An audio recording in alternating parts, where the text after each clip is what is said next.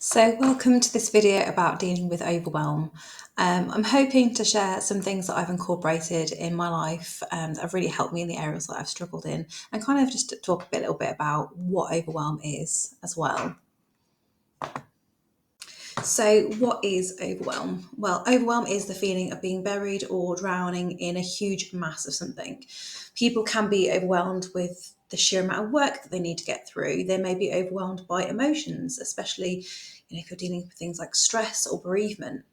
It can also be very common to experience feelings of overwhelm in everyday life, especially for those who are neurodiverse, because our brains are wired differently. So what may be simple for someone else may not be so simple for us.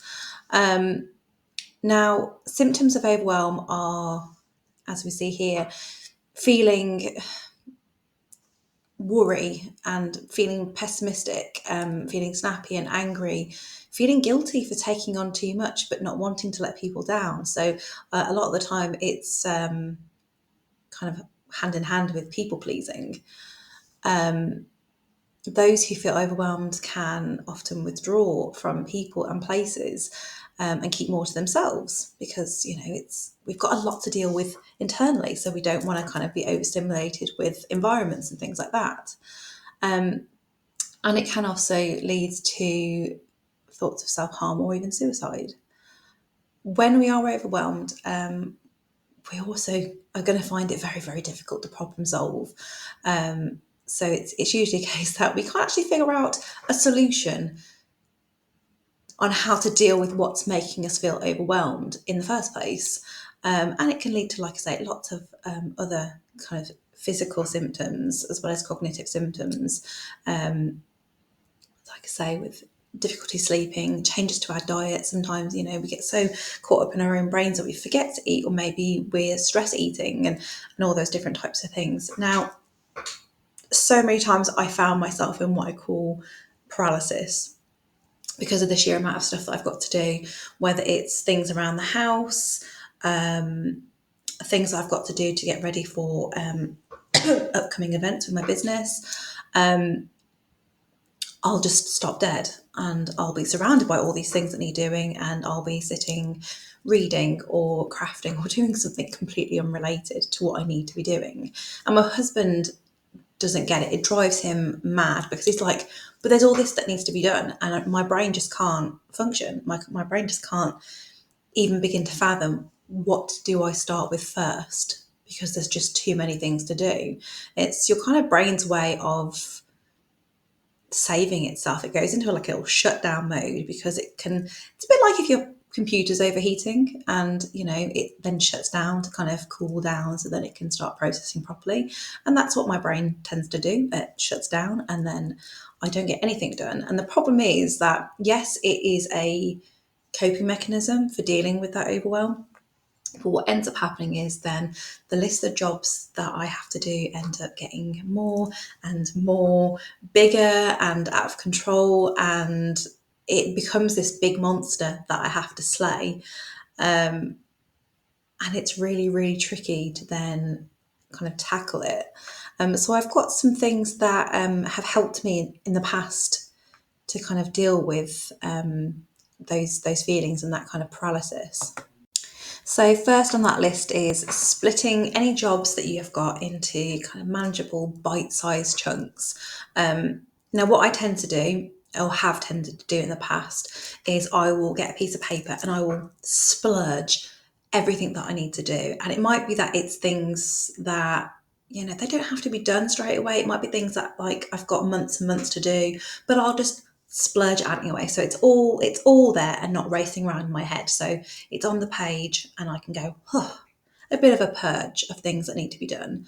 And then it's about looking at that list and then breaking it up into manageable chunks. And it might be that you look at things in terms of like time frame, things that need to be done more urgently, obviously, all need to be done first, etc., etc. So I tend to make sure that I've got some sort of planner. So this is my little planner, and it aptly says this year's planner is perfectly imperfect, which I think sums it up very well. And what I'll tend to do then is I will use my kind of blank side of my page for this, in this particular planner, to kind of my week's agenda, so the things that I want to tackle that week.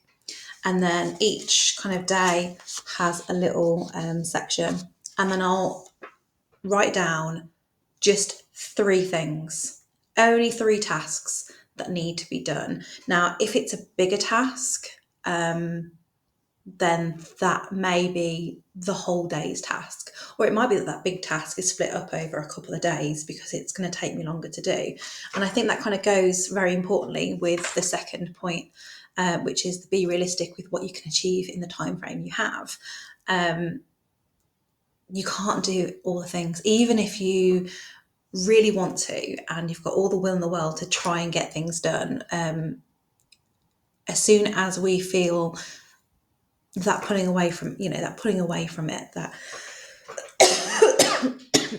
that feeling that we're not going to make it, and that can start making us feel overwhelmed and panicky. So it's really important that we register how long it's going to take and set those kind of goals and those little chunks and things in a way that isn't going to add to our overwhelm. And having someone else to help you, if there is a big job that you've got to do and you do have a time frame for it that is maybe a little bit tighter than you would like, make sure that you're delegating. Ask somebody to help you. And I'm not saying necessarily asking them to help you with the thing that you've got to do, because it might be that only you can do it, but delegate other jobs that somebody else can do, so that you're not having to juggle this big job and all the other little things that you have to do as well. That's what's really important, is, to get help from those who you trust, which is the last point. I always find that giving myself an incentive of doing something that I enjoy after I've completed a certain amount of tasks is a really good way of keeping motivated. So I'm a massive, massive book enthusiast. So I'll kind of write down that I need to do X, Y, and Z. And then when I've done X, Y, and Z, then I will enjoy a couple of the chapters of my book before I then start tackling anything else. And I found that really works. And I think it's really important to kind of give yourself that pat on the back, even if it's something really, really simple. If you're in that state of overwhelm, even simple tasks can seem like a really big thing. So even if it is as simple as, doing the washing up that's been sitting on the side all day or all week or however long it has been, give yourself a massive round of applause for getting that done, because that is one thing that you've managed to tick off your list. And don't forget to kind of enjoy those little kind of self-care moments as well. Like I say, with mine's the reading. Don't feel guilty about doing that, because those are all things that are kind of keeping you motivated and keeping you healthy in your body and your mind. So it's going to sound really, really crazy. So one of the points is separate things out so they are clearer for you to understand and keep track of. Now, me personally, and it annoys my husband to bugger, it really does, I am notorious for splitting things up and having little places for everything. So I have about 1,000,001 different notepads, and in each notepad is different themes, different things that they're used for, because I don't want to have them all mixed together and this is a notepad that has a bit of everything in, because then it's really difficult to actually find what you're looking for. So I have a notepad for each different things. I've also kind of opened up accounts like my bank and things that are just online only, for the simple purpose of just moving money in for certain things. So I've got an account that is saving money to pay off the credit card. I've got an account that is, for my expenses, mine and the kids' expenses. I've got an account for Alex's expenses. We've got an account for anything that we're specifically saving for. So at the moment, I've got like a holiday fund, which has a grand total of 22 pence in it, and a tattoo fund, because this year is the year that I want to get more tattoos. And I've kind of separated them out so I can really easily see where I stand with everything. And that just makes it easy for me. Maybe not everybody has to do that, but for me, it makes it clearer in my head that I know where I am with everything, even if it seems more cluttered because I've got more things. It's in a way that I understand. Um, and I think in terms of getting help from those you can trust, or kind of talking to people as well about the areas that you struggle with, is really important. So it's going to sound, again, it's going to sound ridiculous to some people, but the thing that used to really overwhelm me was my washing. It would get to a point where it would need to be done because the wash baskets were overflowing. And because we've got nowhere to hang the washing in our house, it goes in the kitchen, kind of just behind me. And it takes up this whole space next to the radiator, which often means that if I need to use the cupboards, or I need to get something on the little board behind me, or anything like that, I have to keep moving the washing all the time because it's in the way. And sometimes I've had to rewash things because the kids have touched it when they've had their dinner and it's got dirty again. And having that kind of clutter, that physical clutter in my space, it can it makes me feel a bit overwhelmed, a bit like, oh my God. So then my brain goes, I don't like that clutter. I'm just not going to do the washing. We'll just leave it. We won't do it. And it then becomes this job that gets bigger and bigger and bigger. And my ironing pile gets bigger and bigger and bigger. And it just makes me go, oh God. And it gets to the point we've got no clothes and we have to do it. And I'm forced to kind of spend 3 hours, doing the ironing and this and that and the other.